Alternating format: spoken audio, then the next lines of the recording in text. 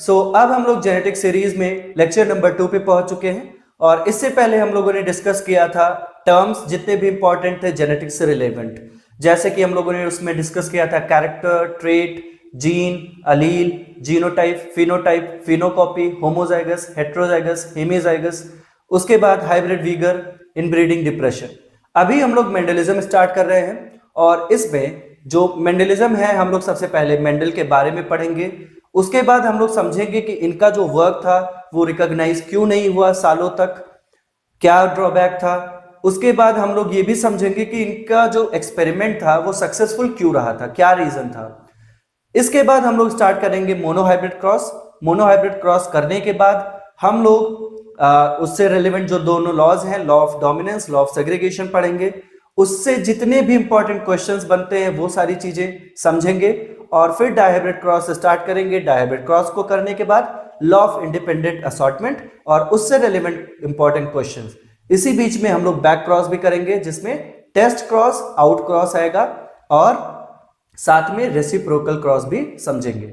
तो देखिए मेंडलिज्म में मोनोहाइब्रिड क्रॉस बहुत इंपॉर्टेंट है। आपको सबसे आसान लगता होगा मोनोहाइब्रिड क्रॉस, बट मैं आपको बता दूं अगर आपको मोनोहाइब्रिड क्रॉस एक बार अच्छे से आ गया, सारी चीजें ये समझ में आ गई कि ऐसा हो क्यों रहा है, उसके बाद आपको डाई हाइब्रिड, ट्राई हाइब्रिड या कितने भी हाइब्रिड का क्रॉस दे दिया जाए आप उसको इजीली कर सकते हो।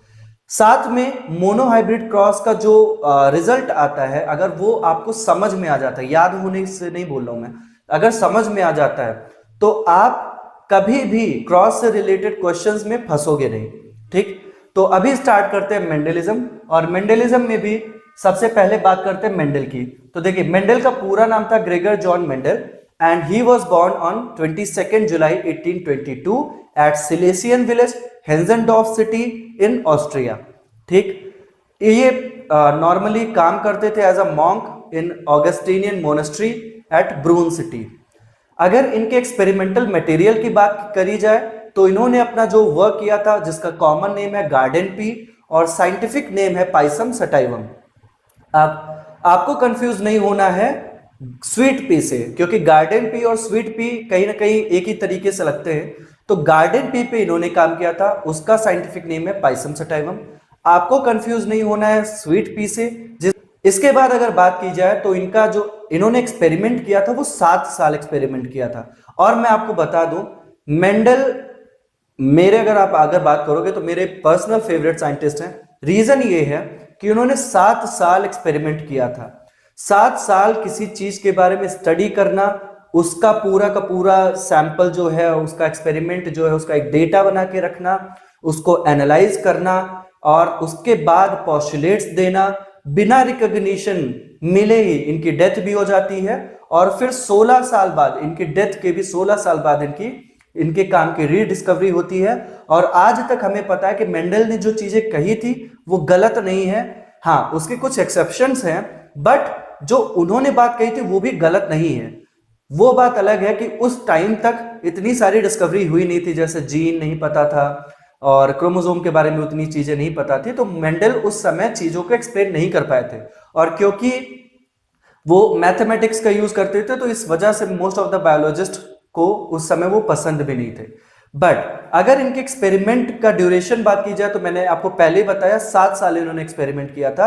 एक्सपेरिमेंट किस पे किया था? हाइब्रिडाइजेशन एक्सपेरिमेंट किया था पाइसम सटाइवम यानी गार्डन पी पे।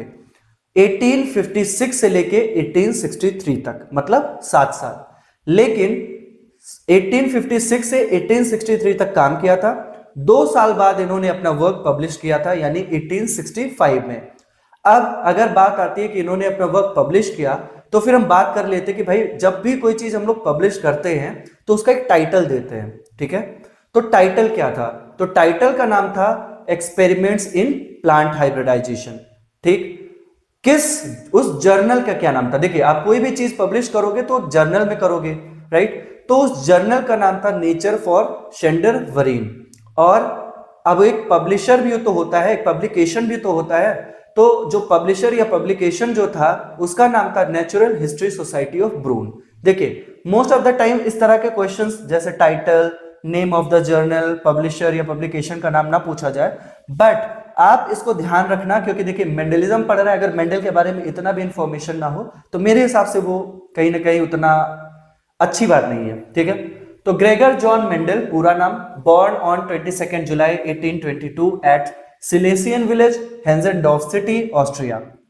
उसके बाद ये काम करते थे एज अ मॉन्क। किसमें काम करते थे? ऑगस्टीनियन मोनास्ट्री थी, और वो कहां पे था? ब्रून में, ऑस्ट्रिया, ठीक है। Mendel performed hybridisation experiment. मैंने आपको पहले ही बताया कि इन्होंने हाइब्रिडाइजेशन एक्सपेरिमेंट किया था। किस पे किया था? गार्डन पी पे किया था, जिसका साइंटिफिक नेम है Pisum sativum. So do not confuse with sweet pea, that is Lathyrus odoratus. उसके बाद एक्सपेरिमेंट का ड्यूरेशन जो है वो 7 इयर्स था, 1856 से 1863 तक। बाद में उसके 2 साल बाद इन्होंने अपना एक्सपेरिमेंट का जो रिजल्ट था उसको पब्लिश किया 1865 में। टाइटल था experiments in plant hybridisation. Name of the journal था नेचर फॉर शेंडरवरीन, और पब्लिशर या पब्लिकेशन था natural history society of Brunn, ठीक है। अब ये तो बात हो गई मेंडल के बारे में। अब मेंडल का जो वर्क था वो रिकॉग्नाइज क्यों नहीं किया गया, ठीक है, उसके पीछे जो रीजन था वो हम लोग अब डिस्कस करते। देखिए एनसीईआरटी ने 4 पॉइंट दिया है, चारों के चारों पॉइंट हम लोग अब समझने चलते हैं। तो अभी हम लोग बात करते हैं कि why Mendel's work remained unrecognised till 1900। देखिए यहां से आपको ये तो पता चल गया कि मेंडल का वर्क जो है 1900 के बाद कुछ तो ऐसा हुआ कि उससे पहले तक अनरिकॉग्नाइज था, ठीक। मैं अभी आपको वो भी हम लोग कवर करने ही वाले हैं, रीडिस्कवरी ऑफ मेंडल्स वर्क। लेकिन उससे पहले समझते हैं कि मेंडल ने जो एक्सपेरिमेंट किया वो अनरिकॉग्नाइज्ड क्यों था। उनकी डेथ भी हो गई 1884 में। मैं आपको बताना भूल गया था कि जो मेंडल थे उनकी डेथ हो गई थी 1884 में ड्यू टू किडनी डिजीज। और वो किडनी डिजीज भी कौन सा डिजीज था? Brides disease. जब आप एनिमल फिजियोलॉजी पढ़ते हो तो उसमें ब्राइट्स डिजीज आप पढ़ते हो किडनी डिजीज में।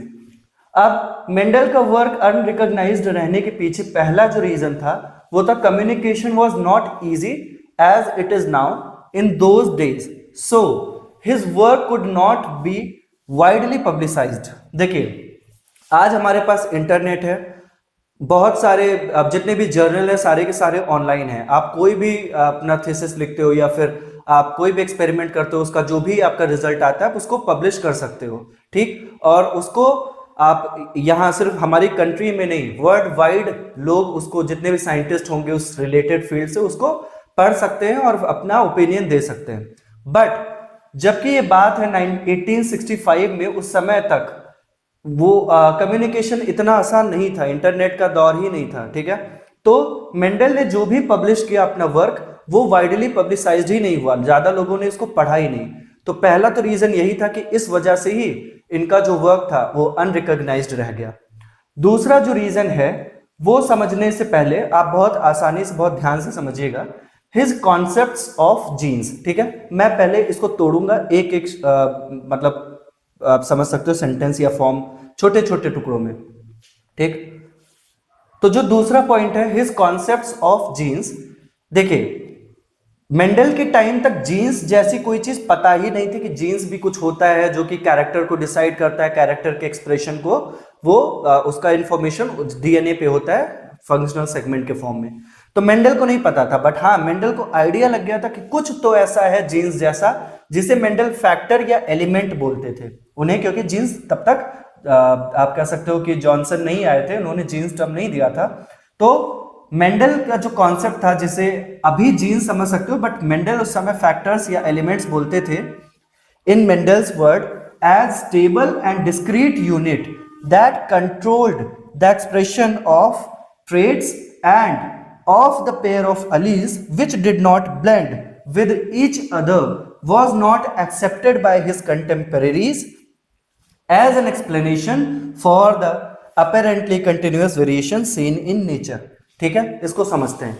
देखिए मेंडल, जो हम लोग मेंडलिज्म पढ़ रहे हैं, इससे पहले प्री मेंडलिज्म भी एक पोर्शन होता है जिसमें ब्लेंडिंग इनहेरिटेंस का बहुत ज्यादा चलन था। ब्लेंडिंग इनहेरिटेंस का मतलब होता था कि एक जीन तो उस समय कुछ था नहीं, तो आप अलील के फॉर्म में समझ लो, या फिर अभी जीन आप समझ सकते हो कि मान लीजिए कैपिटल टी है, एक स्मॉल टी है, तो माना जाता था कि जो इंटरमीडिएट हाइट आती होगी, देखिए कैपिटल टी से आप क्या समझते हो, टॉल हाइट, स्मॉल टी से आप क्या समझते हो, ड्वार्फ हाइट, ठीक है। इसके बीच की जो हाइट है माना जाता था कि ये ब्लेंड हो जाता होगा, ठीक है, ये अलीली ब्लेंड हो जाता होगा, या फिर उससे भी पहले वो मानते थे कि ब्लड में ब्लेंडिंग हो जा रही है, वो अलग ही कॉन्सेप्ट था, तब तक जीन उनका कोई बात ही नहीं होती थी। तो देखिए मेंडल ने पहली बार ब्लेंडिंग इनहेरिटेंस को चैलेंज किया था। ये मैथमेटिशियन ज्यादा थे और चैलेंज किसको कर रहे हैं, डार्विन को। आपको पता होगा एवोल्यूशन में या फिर आप बायोलॉजी में, डार्विन एक पूरा का पूरा एरा था, उस समय डार्विन से बड़ा बायोलॉजी में कोई साइंटिस्ट होता ही नहीं था। तो उनको उस समय ये चैलेंज कर रहे थे क्योंकि इन्होंने ब्लेंडिंग इनहेरिटेंस को चैलेंज किया। देखिए अभी आधा सेंटेंस तो इन्होंने जो कहा था वो है, और आधा जो ये है वो ये बता रहा है कि क्या ड्रॉबैक लोगों ने बोला। तो पहले अब इन्होंने क्या बोला वो समझते हैं। इन्होंने कहा था कि हिज कॉन्सेप्ट्स ऑफ जीन्स, मतलब मेंडल का जो कॉन्सेप्ट था जीन्स का, या फिर आप कह सकते हो एलिमेंट या फैक्टर जो वो खुद बोलते थे, वो स्टेबल है, डिस्क्रीट है। स्टेबल मतलब भाई वो जैसा का है, जैसा इस जनरेशन में है दूसरे जनरेशन में वैसा का वैसा जाएगा, वो ब्लेंड नहीं होगा। डिस्क्रीट मीन्स इंडिपेंडेंट है, किसी पे डिपेंडेंट नहीं है, ठीक है। That control the expression of traits. तो आपको पता है, देखिए मैंने बोला कि हाइट क्या है, कैरेक्टर उसका ट्रेट क्या है, टॉल एंड डॉर्फ।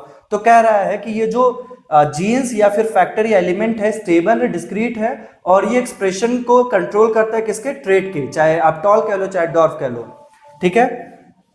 या फिर आप इसको ऐसे भी कह सकते हो of the pair of alleles. अब आप देखिए किसी कैरेक्टर को पेयर ऑफ अलील्स ही तो ट्रेट में, भाई देखिए एक कैरेक्टर है हाइट का मतलब अब वो टॉल भी हो सकता है डॉर्फ भी हो सकता है, ये हो गया उसका ट्रेट। तो आप जीन ले लो और जीन का जो पोर्शन टॉल बनाता है उसे टॉल वाला अलील बोल देंगे, डॉर्फ जो बनाता है स्मॉल टी उसे डॉर्फ या रिसेसिव अलील बोल देंगे। तो कह रहा है या फिर and of the pair of allele which did not blend with each other. इन्होंने यहां तक तो मेंडल ने बोला था कि वो आपस में ब्लेंड नहीं होता है, ठीक है। फिर लोगों ने क्या कहा कि was not accepted by his contemporaries as an explanation for the apparently continuous variation seen in nature. देखिए मेंडल दो ही चीज कहते थे, या तो प्लांट टॉल होगा या तो डॉर्फ होगा, कैपिटल टी होगा तो टॉल होगा, स्मॉल टी होगा तो डॉर्फ होगा। ये दोनों आपस में ब्लेंड नहीं हो सकते।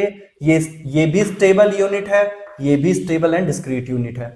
तो लोगों ने कहा कि भाई अगर ये दोनों स्टेबल यूनिट है, डिस्क्रीट यूनिट है, तो ये जो मीडियम हाइट आ रहा होगा प्लांट में, ये क्यों आता है, this is continuous variation. Mendel जबकि क्या बात करते थे, डिसकंटिन्यूअस वेरिएशन, या तो टॉल या तो डॉर्फ, इसे आप डिसकंटिन्यूअस वेरिएशन बोल सकते हो। तो वही बात लिखा है कि was not accepted by his कंटेम्परेरीज मतलब उस समय का कॉम्पिटिटर साइंटिस्ट, इनसे एक्सप्लेनेशन मांग रहे थे कि ये जो अपेरेंटली कंटिन्यूअस वेरिएशन आता है क्यों आता है। तो देखिए मेंडल इसको एक्सप्लेन नहीं कर पाए थे। आज हमें पता है कि एक चीज होती है इनकम्प्लीट डोमिनेंस, जिसमें नंबर ऑफ डोमिनेंट अलील पे डिपेंड करता है कि किसका कैरेक्टर या फिर अपीयरेंस कैसा होगा। साथ में आपको यह भी पता होगा कि एक जीन के सिर्फ दो ही अलील नहीं हो सकते, मल्टीपल एलिलिज्म भी हम लोग आगे चल के पढ़ते हैं, ठीक है, जिसमें ह्यूमन का आप कलर ले लेते हो, कर्नल कलर ऑफ व्हीट ले लेते हो, बहुत सारे एग्जांपल्स हैं। तो उस समय तक इन सारी चीजों की डिस्कवरी नहीं हुई थी, तो मेंडल इस चीज को नहीं बता पाए थे। बट मेंडल ने वो चीज गलत नहीं बोली थी, बट और जगह पे वो चीजें एक्सप्लेन नहीं कर सकते थे, ठीक, उसके लिए और ज्यादा कह सकते हो स्टडीज की जरूरत थी। तो आई होप आपको सेकंड पॉइंट भी समझ में आया होगा। अब हम लोग थर्ड पॉइंट की बात करते हैं और फोर्थ पॉइंट की बात करते हैं। देखिए थर्ड पॉइंट ये था कि मेंडल ने अपने एक्सपेरिमेंट को एक्सप्लेन करने के लिए उसका रिजल्ट जो था मैथमेटिक्स और स्टैटिस्टिक्स का यूज किया था, जो कि टोटली न्यू था और नॉट एक्सेप्टेबल था many of the biologist of that time, ठीक है। क्योंकि भाई आप बायो का कोई फिनोमेना एक्सप्लेन करने के लिए मैथमेटिक्स का यूज कर रहे हो, तो मोस्ट ऑफ द बायोलॉजिस्ट को वो एक्सेप्ट नहीं था। ये भी थर्ड रीजन था, इस वजह से भी इनका वर्क अनरिकॉग्नाइज था। चौथी बात, उस समय के साइंटिस्ट ने बोला कि आपने जो ये फैक्टर या एलिमेंट बोला है जो कि स्टेबल है, डिस्क्रीट है, ठीक है, हम मानते हैं, तो आप ये बता दो कि उसका फिजिकल प्रूफ क्या है, वो कहां पे है, हमारे सेल में कहां पाया जाता है। देखिए सेल में न्यूक्लियस है, साइटोप्लाज्म है, आप बता दो वो डीएनए है कि आरएनए है कि प्रोटीन है कि कार्बोहाइड्रेट है कि लिपिड है। तो ये चीज भी मेंडल को नहीं पता था, क्योंकि आपको साफ साफ पता है भाई उस समय तक जीन की डिस्कवरी नहीं हुई थी। डीएनए, जीन, क्रोमोसोम, ये सब सारी चीजें नहीं पता थी। लेकिन अब खुद सोचो उस समय कोई ये बता दे कि कुछ ऐसा होता है जिसे इन्होंने फैक्टर या एलिमेंट बोला जो कि डिस्क्रीट है, स्टेबल है, ये बता पाना भी कितनी नई चीज थी और कितनी मतलब आप कह सकते हो रेवोल्यूशनरी स्टेप था उस समय ये सारी चीजें बता पाना। तो आई होप आपको चारों पॉइंट समझ में आ गया होगा कि मेंडल का वर्क अनरिकॉग्नाइज क्यों था इतने लंबे समय तक। अब हम लोग बात करेंगे कि मेंडल सक्सेसफुल क्यों रहे अपने एक्सपेरिमेंट में, उसके पीछे क्या रीजन। ऐसा तो है नहीं कि उस समय और कोई साइंटिस्ट जो है हाइब्रिडाइजेशन एक्सपेरिमेंट नहीं कर रहा होगा, लेकिन मेंडल को ही सक्सेस क्यों मिला और सारे साइंटिस्ट को इसमें इतना ज्यादा जो है उपलब्धि क्यों नहीं हासिल हुई, ये सारी चीजें अब हम लोग समझने चल रहे हैं। अभी तक हम लोगों ने डिस्कस किया था कि मेंडल का जो वर्क था अनरिकॉग्नाइज्ड क्यों रह गया 1900 तक। अब हम लोग बात करते हैं कि मेंडल का जो एक्सपेरिमेंट था वो सक्सेसफुल क्यों रहा। आपको पता है कि आज भी फादर ऑफ जेनेटिक्स हम लोग मेंडल को बोलते हैं। तो इनका जो एक्सपेरिमेंट था वास्तव में बहुत ही आप कह सकते हो कि बहुत इंपॉर्टेंट रोल प्ले करता है जेनेटिक्स में। तो अब हम लोग समझते हैं कि क्या इन्होंने ऐसा क्या डिफरेंट किया जो उस समय के साइंटिस्ट नहीं करते थे। पहली बात तो ये है कि स्टडीड वन कैरेक्टर और two character at a time. देखिए मेंडल क्या करते थे, एक कैरेक्टर को या मैक्सिमम दो कैरेक्टर को एक बार में स्टडी करते थे, मतलब एट अ टाइम एक कैरेक्टर या दो कैरेक्टर की स्टडी करते थे। अनलाइक हिज प्रेडिसर्स जो और साइंटिस्ट थे वो क्या करते थे, हाइब्रिडाइजेशन एक्सपेरिमेंट ही करते थे, बट वो मोर देन टू कैरेक्टर या बहुत सारे कैरेक्टर की स्टडी एक बार में करना चाहते थे। जैसे कि कोल रियूटर उस समय स्टडी कर रहे थे टोबैको प्लांट पे, जिन्हें फादर ऑफ क्वांटिटेटिव जेनेटिक्स भी बोलते हैं हम लोग। साथ में जॉन गॉस एंड नाइट, उन्होंने तो पी प्लांट पे ही काम किया था, फिर भी उनको सक्सेस नहीं मिला। उसके पीछे रीजन था कि वो एक या दो कैरेक्टर की स्टडी नहीं करते थे एक बार में, एक या दो से ज्यादा कैरेक्टर की स्टडी करते थे। साथ में उसका कोई उस डेटा या सैंपल मतलब उसका कोई डेटा जो रिकॉर्ड आता था उसको भी स्टोर नहीं करते थे, बस एक्सपेरिमेंट करते जा रहे थे और चीजों को दूर से विजुअलाइज करने की कोशिश करते थे। जबकि मेंडल इसका अपोजिट करते थे, वो एक या दो कैरेक्टर की स्टडी करते थे, साथ में पूरा का पूरा डेटा मेंटेन करते थे। दूसरा reason selection of garden pea plant. देखिए गार्डन पी प्लांट का सिलेक्शन भी इनके लिए बहुत ही हेल्पफुल रहा। रीजन क्या है, एक तो गार्डन पी प्लांट आपका एनुअल प्लांट है। एनुअल प्लांट मींस 2 से 3 महीने में ही अपना लाइफ साइकिल ये कंप्लीट कर लेता है। इससे क्या होगा, इसका शॉर्ट लाइफ स्पैन है तो लार्ज नंबर ऑफ ऑफस्प्रिंग की स्टडी आपको शॉर्ट पीरियड में ही हो जाएगा, ठीक है, और लार्ज नंबर ऑफ ऑफस्प्रिंग भी देता है। आपको पता होगा भाई गार्डन पी आपको सबको पता है कि एक ही खाली उसके फ्लावर में आपको 6-7 जो है सीड आपको दिख जाते हैं इजिली। तो लार्ज नंबर ऑफ ऑफस्प्रिंग भी जो है शॉर्ट पीरियड ऑफ टाइम में मिल जाता है। क्यों? क्योंकि ये एनुअल प्लांट है। दूसरी बात, इस गार्डन पी प्लांट में मेनी कॉन्ट्रास्टिंग ट्रेट्स होते हैं। कॉन्ट्रास्टिंग ट्रेट का मतलब है कंपैरेटिव ट्रेट, मतलब आपको इजीली आप डिफरेंशिएट कर सकते हो कि ये क्या है और ये क्या है। जैसे कि स्टेम की हाइट टॉल या डॉर्फ आप इजीली बता सकते हो, सीड का शेप राउंड या रिंकल्ड आप आसानी से देख के समझ सकते हो, ठीक है। फ्लावर का कलर रेड होगा या व्हाइट होगा इजीली आपको पता चल जाएगा, ठीक है, वायलेट आप कह सकते हो। फिर आप पॉड का शेप इन्फ्लेटेड होगा या कॉन्स्ट्रिक्टेड होगा। तो ये सब कॉन्ट्रास्टिंग या फिर कंपैरेटिव ट्रेट्स हैं जो कि प्रेजेंट है किसमें, गार्डन पी प्लांट में, जो कि इजीली आप डिफरेंशिएट कर सकते हो। तीसरी चीज, नेचुरली इसमें सेल्फ पॉलिनेशन प्रेजेंट होता है। देखिए गार्डन पी आपका बाइसेक्सुअल फ्लावर है, तो इट मींस इसके पास एंथर और स्टिग्मा दोनों चीज साथ में ही होंगे, ठीक है। तो सेल्फ पॉलिनेशन तो इजीली इसमें हो जाएगा। तो जब भी मेंडल को सेल्फ पॉलिनेशन कराना होता था तो उनको कोई दिक्कत नहीं थी, क्योंकि प्लांट तो सेल्फ पॉलिनेशन ऑटोमेटिकली या फिर आप कह सकते हो नेचुरली करता ही करता था। क्रॉस पॉलिनेशन कराना है तो आर्टिफिशियली उसको कर सकते थे। कैसे? Through the process of hybridisation, emasculation कर देंगे, बैगिंग कर देंगे, फिर स्टिग्मा में जो भी आपका पॉलन है उसको मतलब डाल के उसके बाद रीबैगिंग करते थे, और इस तरीके से आप कहीं ना कहीं हाइब्रिडाइजेशन एक्सपेरिमेंट करते थे। तो आर्टिफिशियली क्रॉस पॉलिनेशन भी इसमें किया जा सकता है। आखिरी पॉइंट कि इजी टू कल्टीवेट है। इजी टू कल्टीवेट का मतलब आप गार्डन पी प्लांट को कम न्यूट्रिशन मतलब देके भी इजिली ग्रो कर सकते हो, अच्छे से ग्रो कर जाता है, ठीक है। तो गार्डन पी प्लांट सेलेक्ट करना एज एक्सपेरिमेंटल मटेरियल भी एक अच्छा डिसीजन था मेंडल का। पहला था एक या दो कैरेक्टर को पढ़ना अनलाइक हिज प्रेडिसर्स, दूसरा था selection of garden pea plant और उसके सारे फीचर्स हम लोगों ने डिस्कस किए। इसके बाद Mendel quantitatively analysed inheritance of qualitative character.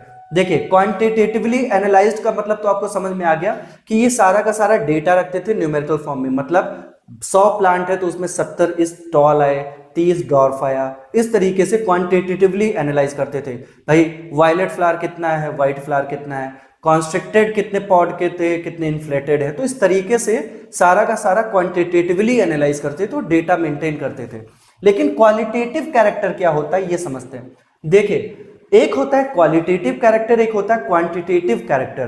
Qualitative character का मतलब है कि कैपिटल आर अगर दो मतलब डोमिनेंट एलील है तो भी क्या बनेगा, होमोजाइगस फॉर्म में रेड होगा। अगर capital R small R heterozygous condition में भी ये क्या आएगा, रेड आएगा। जब ये रेसेसिव कंडीशन होमोजाइगस में होगा तो ही व्हाइट आएगा। इस तरीके के कैरेक्टर को हम लोग कहते हैं qualitative character. But quantitative character का मतलब होता है कैपिटल आर मींस रेड, लेकिन कैपिटल आर हो जाएगा आपका पिंक और स्मॉल आर आपका हो जाएगा व्हाइट। तो आप यहां पे देखो नंबर ऑफ डोमिनेंट अलील पे डिपेंड कर रहा है कैरेक्टर का एक्सप्रेशन, मतलब क्वांटिटी पे डिपेंड कर रहा है डोमिनेंट अलील के कि एक्सप्रेशन कैसा होगा। तो इस टाइप का क्वांटिटेटिव कैरेक्टर होता है। बट मेंडल ने जितने कैरेक्टर्स चूज किए थे 7 के 7 कैरेक्टर्स क्वालिटेटिव कैरेक्टर थे, मतलब होमोजाइगस और हेट्रोजाइगस कंडीशन में डोमिनेंट वाला फिनोटाइप शो करते थे और रेसेसिव होमोजाइगस कंडीशन में का जो है रेसेसिव कैरेक्टर का एक्सप्रेशन देते थे, ठीक। तो Mendel quantitatively analysed inheritance of qualitative character. अब इससे फायदा क्या हुआ कि क्वांटिटेटिवली एनालाइज जब किया तो इनको एक एनालिसिस में या फिर आप उसको एनालाइज करने में इजी हुआ। देखिए अगर कोई चीज हम लोग एनालाइज कर रहे हैं, ठीक है, अपना कोई भी रिजल्ट, तो अगर आप उसको देखो कि भाई 1000 में से 700 चीजें ऐसी हो रही, 300 चीजें ऐसी हो रही, तो आपको एक कहीं ना कहीं अंडरस्टैंडिंग होगी कि भाई 1000 प्लांट्स में 700 प्लांट्स ऐसा शो कर रहे हैं, 300 प्लांट्स, तो ये कोई रैंडम फिनोमेना नहीं है। साथ में आप न्यूमेरिकल के फॉर्म में, आप डिजिट के फॉर्म में इस चीज को एनालाइज कर सकते हो। तो इसी चीज को किया था मेंडल ने, और साथ में इतना ही नहीं किया था, उसका मेंटेन किया था स्टैटिस्टिकल रिकॉर्ड भी, कि एक बार 100 प्लांट में किया, 1000 प्लांट में किया, और जितना भी जो भी चीजें आई उसका रिकॉर्ड मेंटेन किया, वो भी स्टैटिस्टिकल फॉर्म में। साथ में लास्ट पॉइंट जो था, his experiments had large sampling size. अब देखिए लार्ज सैंपलिंग साइज का मतलब ये है कि अगर मैं बोलूं कि 10 प्लांट में 7 प्लांट का टॉल होता है, 3 प्लांट डॉर्फ होता है, तो आप कहोगे ठीक है, एक बार आपने हाइब्रिडाइजेशन कराया, रैंडमली ऐसा हो गया होगा। फिर मैंने वही एक्सपेरिमेंट, उसी टाइप का एक्सपेरिमेंट 100 प्लांट पे किया, और 70 प्लांट आप कह सकते हो, या आप कह दो 63 प्लांट्स, और उधर आप कह दो 37 प्लांट्स कुछ डॉर्फ है और 63 यहाँ पे टॉल है। फिर मैंने उसको 1000 प्लांट पे कराया, तो आपका 702 प्लांट टॉल आया और आपका उधर 298 प्लांट डॉर्फ आया। फिर मैंने 10,000 प्लांट पे किया तो कुछ ऐसा ही रिजल्ट आया, 1,00,000 प्लांट पे किया तो कुछ ऐसा ही आया। तो अब आप नहीं कह सकते कि देखो ये रैंडमली हो रहा है, क्यों? क्योंकि मैंने सैंपलिंग साइज इतना ज्यादा कर लिया है कि ये रैंडम फिनोमेना हो ही नहीं सकता। तो इसी तरीके से मेंडल ने जो अपना एक्सपेरिमेंट किया था, वो खूब बड़े से फील्ड में अपना एक्सपेरिमेंट करते थे, कोई लैब में बैठ के एक्सपेरिमेंट नहीं करते थे। तो his experiments had large sampling size, ये भी एक रीजन था कि इनको कोई भी एनालिसिस करने में, रिजल्ट ऑब्टेन करने में बहुत ही क्लियर कट जो है रिजल्ट इनको मिलता था, ठीक है। तो ये था रीजन मेंडल के सक्सेस के पीछे। अब हम लोग बात करेंगे मेंडल के वर्क की रीडिस्कवरी, क्योंकि मैंने आपको बताया कि 1856 से 1863 तक इन्होंने 7 साल एक्सपेरिमेंट किया, hybridisation experiment garden pea plant यानी पायसम सटाइवम पे। 1865 में इसको उन्होंने पब्लिश किया। 1884 में किडनी डिजीज की वजह से इनकी डेथ हो गई, और उसके 16 साल बाद 1900 में रीडिस्कवरी हुई मेंडल की वर्क की। 3 साइंटिस्ट थे, अलग अलग इंडिपेंडेंटली उन्होंने काम किया था। ऐसा नहीं कि 3 साइंटिस्ट के बारे में एक साथ पढ़ रहे हैं तो उन्होंने एक साथ काम किया था। इंडिपेंडेंटली 3 साइंटिस्ट ने जो है वो काम किया और रीडिस्कवरी की मेंडल की वर्क की। तीनों साइंटिस्ट के नाम है Carl Correns, Hugo de Vries, Erich von Tschermak. तो अब हम लोग पढ़ते हैं रीडिस्कवरी ऑफ। तो अभी हम बात करते हैं रीडिस्कवरी ऑफ मेंडल्स वर्क। और मैंने बताया था कि 3 साइंटिस्ट ने इंडिपेंडेंटली जो है रीडिस्कवरी की थी मेंडल के वर्क की अराउंड 1900 में, ठीक। जबकि मेंडल ने अपना एक्सपेरिमेंट 1865 में पब्लिश किया था और उनकी डेथ हुई थी 1884 में। कार्ल कॉरेंस पहले साइंटिस्ट हैं जो कि हैं जर्मनी के, और उन्होंने एक्सपेरिमेंट किया था मेज प्लांट पे। तो देखिए, आपको एक तो ये ध्यान रखना है कि रीडिस्कवरी किसने की और उनका एक्सपेरिमेंटल मटेरियल क्या था, और उससे भी ज्यादा इंपॉर्टेंट ये है कि उनका कंट्रीब्यूशन क्या था। तो कार्ल कॉरेंस ने क्या किया, देखिए मेंडल ने 4 पोस्टुलेट दिए थे। Postulate of paired factor, postulate of dominance, postulate of segregation, postulate of independent assortment. उसमें से कार्ल कॉरेंस ने पोस्टुलेट ऑफ सेग्रीगेशन और पोस्टुलेट ऑफ इंडिपेंडेंट असॉर्टमेंट यानी 3rd and 4th पोस्टुलेट को 2 लॉ में कन्वर्ट किया था, law of segregation, law of independent assortment. अब देखिए पोस्टुलेट और लॉ में डिफरेंस क्या होता है। देखिए पोस्टुलेट क्या होता है, अगर आप किसी भी फिनोमेना को एनालाइज करो, स्टडी करो और आप उससे जो भी आपकी एनालिसिस है, रिजल्ट है, विड्रॉ आपने किया है, उसको एक स्टेटमेंट के फॉर्म में बोल दो बिना एक्सपेरिमेंटल प्रूफ के, तो उसे आप बोलते हो पोस्टुलेट। अब क्योंकि मेंडल के वर्क को मोस्ट ऑफ द साइंटिस्ट ने अप्रूव ही नहीं किया था, तो इस वजह से मेंडल का जो स्टेटमेंट था उसको हम लोग पोस्टुलेट बोलते थे। बाद में एक्सपेरिमेंटली मैंने आपको बताया कि मेज प्लांट पे एक्सपेरिमेंट किया था कार्ल कॉरेंस ने, और एक्सपेरिमेंटली इसको प्रूव किया और लॉ जो पोस्टुलेट है सेग्रीगेशन और इंडिपेंडेंट असॉर्टमेंट, इसको लॉ का फॉर्म दिया। अब लॉ क्या होता है, जब आप उसी पोस्टुलेट को एक्सपेरिमेंटली प्रूव कर दो और उसका एक्सेप्शन ना हो या फिर बहुत ही कम हो, तो उसे लॉ बोलते हैं। तो कार्ल कॉरेंस ने लॉ ऑफ सेग्रीगेशन और law of independent assortment Mendel के ही पोस्टुलेट को कन्वर्ट करके दिया था। उसके बाद बात करते हैं ह्यूगो डे व्रीज की। ह्यूगो डे व्रीज जो है वो हॉलैंड के थे और उन्होंने अपना एक्सपेरिमेंट किया था इवनिंग प्राइमरोज पे। इवनिंग प्राइमरोज जो प्लांट है उसका साइंटिफिक नेम होता है इनोथीरा लैमार्कियाना। इनोथीरा लैमार्कियाना साइंटिफिक नेम होता है इवनिंग प्राइमरोज का। इस पे वर्क किया था ह्यूगो डे व्रीज ने, इंपॉर्टेंट है, कई बार क्वेश्चन पूछा गया है। और इन्होंने किया क्या था, जब इन्होंने एक्सपेरिमेंट किया तो इनको जब एक्सपेरिमेंट जो है, एक्सपेरिमेंट का रिजल्ट मेंडल के एक्सपेरिमेंट की तरह लगा, तो उन्होंने रीपब्लिश कराया मेंडल के वर्क को एक बहुत ही रिकॉग्नाइज्ड मैगजीन में जिसका नाम था फ्लोरा इन 1901। तो मैगजीन का नाम और ईयर भी इंपॉर्टेंट है, ठीक है।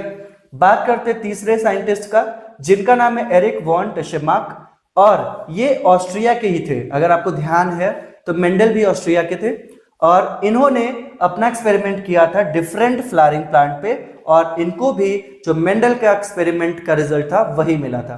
तो 3 scientists Hugo de Vries, Carl Correns और एरिक वॉन टिशमाक ने जो है रीडिस्कवरी की थी मेंडल के वर्क की। Carl Correns, Hugo de Vries, Tschermak. तो ये तीनों साइंटिस्ट का नाम और इनका कंट्रीब्यूशन आपको ध्यान होना चाहिए, क्योंकि कई बार क्वेश्चंस डायरेक्टली इन फैक्ट्स पे आ जाता है। अब हम लोग इस लेक्चर का आज का लास्ट पॉइंट डिस्कस करेंगे जो कि है कॉन्सेप्ट ऑफ डोमिनेंस। देखिए एनसीईआरटी बुक में कॉन्सेप्ट ऑफ डोमिनेंस का एक पूरा पैराग्राफ दिया हुआ है, तो मैं उसको एक्सप्लेन करने की कोशिश करता हूं आपके सामने। अब हम लोग बात करते हैं कॉन्सेप्ट ऑफ डोमिनेंस की, और इससे आप कंफ्यूज मत होना लॉ ऑफ डोमिनेंस से, ठीक है। कॉन्सेप्ट ऑफ डोमिनेंस जो है ये मेंडल ने नहीं दिया था। कॉन्सेप्ट ऑफ डोमिनेंस जो है एनसीईआरटी अलग एक पॉइंट लिखती है, एक पैराग्राफ लिखती है, उस बारे में हम लोग बात कर रहे हैं इस समय। देखिए एनसीईआरटी कहती है कि किसी भी कैरेक्टर को डिसाइड करने का जो जीन होता है, जो कि बहुत ही पहले से प्रेजेंट होता है, उस जीन को हम लोग वाइल्ड या फिर अनमोडिफाइड या फिर ओरिजिनल अलील बोल सकते हैं, ठीक है। अलील प्रेजेंट फ्रॉम वेरी बिगिनिंग को हम लोग क्या बोलेंगे, वाइल्ड, अनमोडिफाइड और ओरिजिनल एलील। अब इसको मैं एक एग्जांपल से लेके रखता हूं कि आपको पता है कि प्लांट की हाइट में जो एक कैरेक्टर है राइट, उसको डिटरमाइन करने के लिए एक पहला जो जीन था वो टॉलनेस के लिए था, टॉल कैरेक्टर शो करता था, और मैं उसको मानता हूं कि वाइल्ड अनमोडिफाइड और ओरिजिनल एलील था। ठीक है, तो ये वाला एलील जो कैपिटल टी है, allele present from very beginning, बहुत ही पहले से ये प्रेजेंट है। और ये टॉलनेस क्यों शो कर पाता है प्लांट में, उसके पीछे रीजन है कि ये फॉर्म करता है, फॉर्म्स नॉर्मल एंजाइम। ठीक है, अब नॉर्मल एंजाइम फॉर्म करेगा तो जो भी आपका सबस्ट्रेट होगा, ठीक है, माने सबस्ट्रेट मतलब रॉ मटेरियल, जब भी कोई केमिकल रिएक्शन हैपन होता है तो क्या होता है, आपका रिएक्टेंट्स होते हैं और प्रोडक्ट बनता है। तो रिएक्टेंट्स को या फिर आप कह सकते हो रॉ मटेरियल को प्रोडक्ट में बदलने का काम किसका होता है, एंजाइम का। रेट ऑफ रिएक्शन को कंट्रोल करने का काम उसका होता है। तो देखिए जो सबस्ट्रेट था वो प्रोडक्ट में बदला तो उससे क्या होगा, देखिए अभी क्योंकि यहां पे हाइट की बात कर रहे हैं तो हम मानते हैं कि सबस्ट्रेट प्रोडक्ट से बदला, जिसकी वजह से ग्रोथ हार्मोन बना, और ग्रोथ हार्मोन बनने की वजह से हाइट में टॉलनेस आपको दिखा। ठीक है, ये नॉर्मली होता था। अब क्या हो कि इस वाइल्ड अनमोडिफाइड या ओरिजिनल एलील में हो जाए म्यूटेशन। तो म्यूटेशन अगर होगा तो अब इसको हम मॉडिफाइड या म्यूटेंट एलील बोल सकते हैं, क्योंकि इसमें हो गया म्यूटेशन। अब म्यूटेशन में क्या हुआ होगा आप खुद ही समझो। देखो जीन जो हमारा डीएनए होता है उस पे फंक्शनल सेगमेंट जीन होता है, और मैं मानता हूं कि कैपिटल टी वाला जीन यही था। इसका सीक्वेंस था AATTCC। ठीक है, AATTCC। अब म्यूटेशन होने की वजह से हो सकता है AATTCC की जगह हो गया हो AATCCC। ठीक है, ये हो गया हो तो अब हम इसको म्यूटेंट बोल सकते हैं, या फिर मॉडिफाइड तो हो गया, मॉडिफाइड बोल सकते हैं। तो अगर ये मॉडिफाई हो गया है या म्यूटेंट हो गया है तो अब ये तीन चीजें शो कर सकता है। वो तीन चीजें क्या क्या है, हो सकता है कि म्यूटेशन होने के बाद भी वो जो जीन था या अलील है वो फॉर्म करे नॉर्मल एंजाइम। अगर नॉर्मल एंजाइम फॉर्म करता है तो कोई दिक्कत नहीं भाई, हमारा सबस्ट्रेट फिर से प्रोडक्ट में बदलेगा, और जो टॉलनेस का अपीयरेंस था यानी ओरिजिनल जो फिनोटाइप था वो अपीयर होगा, क्योंकि नॉर्मल एंजाइम बना है इवन आफ्टर म्यूटेशन। या फिर हो सकता है कि नॉर्मल एंजाइम ना बने बट लेस एफिशिएंट एंजाइम बने। अब आप ध्यान दो कि अगर लेस एफिशिएंट एंजाइम भी बना तो क्या हुआ भाई, जो चीज 10 मिनट में होती थी अब वो 20 मिनट में होगी, हो सकता है 30 मिनट में हो सकता है 1 घंटे बाद हो, बट जो सबस्ट्रेट है वो प्रोडक्ट में बदलेगा जरूर, और अगर बदलेगा भले स्लो रेट से, भले लेस एफिशिएंट मैनर में, तो फिर भी आपका जो टॉलनेस था यानी ओरिजिनल फिनोटाइप था वो अपीयर अब भी होगा। तो पहला जो स्टेप है इस केस में भी आप कह सकते हो कि सबस्ट्रेट प्रोडक्ट में बदलेगा और आपका डोमिनेंट फिनोटाइप शो होगा। अगर मॉडिफाइड और म्यूटेंट अलील का एक और भी जो है रिजल्ट हो सकता है वो फॉर्म करे इस बार नॉन फंक्शनल एंजाइम। अब वो एंजाइम तो बना रहा है बट वो एंजाइम नॉन फंक्शनल है, इस सबस्ट्रेट को प्रोडक्ट में नहीं बदल पाएगा। अगर सबस्ट्रेट S प्रोडक्ट P में नहीं बदला तो क्या इस बार ओरिजिनल फिनोटाइप आएगा? बिल्कुल भी नहीं आएगा। तो इस तरीके से इस बार जो डोमिनेंट कैरेक्टर था वो शो नहीं होगा, बल्कि क्या शो होगा, आपका रेसेसिव कैरेक्टर। ठीक है, रेसेसिव कैरेक्टर। अच्छा, एक चीज और भी तो हो सकता है, मॉडिफाइड या म्यूटेंट अलील कोई भी एंजाइम ही फॉर्म ना करे, forms no enzyme at all. अगर कोई भी एंजाइम नहीं बना तो क्या आपका सबस्ट्रेट S प्रोडक्ट P में बदलेगा? बिल्कुल भी नहीं बदलेगा, और इस केस में भी आपका टॉलनेस शो नहीं होगा, यानी ओरिजिनल फिनोटाइप आपका यहां पे अपीयर नहीं होगा, और इस केस में भी आपको रेसेसिव फिनोटाइप देखने को मिलेगा। तो ये था आपका कॉन्सेप्ट ऑफ डोमिनेंस। तो कॉन्सेप्ट ऑफ डोमिनेंस ये कहता है कि ओरिजिनल यानी अनमोडिफाइड या फिर वाइल्ड जो अलील होता है वो नॉर्मल एंजाइम फॉर्म करता है, जिससे सबस्ट्रेट जो S है उस नॉर्मल एंजाइम की प्रेजेंस में प्रोडक्ट P में इजीली कन्वर्ट हो जाता है, जिसकी वजह से जो भी कैरेक्टर का ओरिजिनल फिनोटाइप था वो अपीयर होता है। बट अगर उसी ओरिजिनल अनमोडिफाइड या फिर वाइल्ड अलील में म्यूटेशन हो जाए तो अब इसी अलील को हम लोग म्यूटेंट या फिर मॉडिफाइड एलील बोलेंगे, और ये तीन कंडीशन शो कर सकता है। हो सकता है ये फॉर्म करे नॉर्मल एंजाइम, तो बल्ले बल्ले भाई हमारा सबस्ट्रेट प्रोडक्ट में बदलेगा, ओरिजिनल फिनोटाइप रिजेंबल होगा। हो सकता है लेस एफिशिएंट एंजाइम बनाए तो प्रोडक्ट जो है स्लो रेट में कन्वर्ट होगा सबस्ट्रेट से, फिर भी हमारा ओरिजिनल फिनोटाइप अपीयर होगा। लेकिन क्या हो कि वो नॉन फंक्शनल एंजाइम अगर बनाएगा तो सबस्ट्रेट प्रोडक्ट में नहीं बदलेगा, ओरिजिनल फिनोटाइप नहीं दिखेगा, रेसेसिव फिनोटाइप आपको शो हो जाएगा। क्या हो कि कोई एंजाइम ही ना बने, अगर एंजाइम ही नहीं बना तो सबस्ट्रेट भी प्रोडक्ट में नहीं बदलेगा और आपका ओरिजिनल फिनोटाइप भी नहीं शो होगा। अब इसके बाद हम लोग स्टार्ट करेंगे मोनोहाइब्रिड क्रॉस। मोनोहाइब्रिड क्रॉस करने के बाद law of dominance, law of segregation, उससे related questions, test cross, out cross यानी आप कह सकते हो बैक क्रॉस, रेसिप्रोकल क्रॉस और फिर dihybrid cross, law of independent assortment और उससे रिलेटेड क्वेश्चंस उसके भी अगले लेक्चर में हम लोग कवर करेंगे। तो लेक्चर नंबर 3 में हमारा टारगेट होगा मोनोहाइब्रिड क्रॉस और डाइहाइब्रिड क्रॉस और उसके बीच की सारी चीजें। ठीक है, इस जो ये लेक्चर है इसको अच्छे से रिवाइज करिएगा आप, क्योंकि यहां से भी क्वेश्चंस डायरेक्टली पूछे जाते हैं, चाहे नीट हो चाहे क्लास 12th का एग्जामिनेशन हो। अब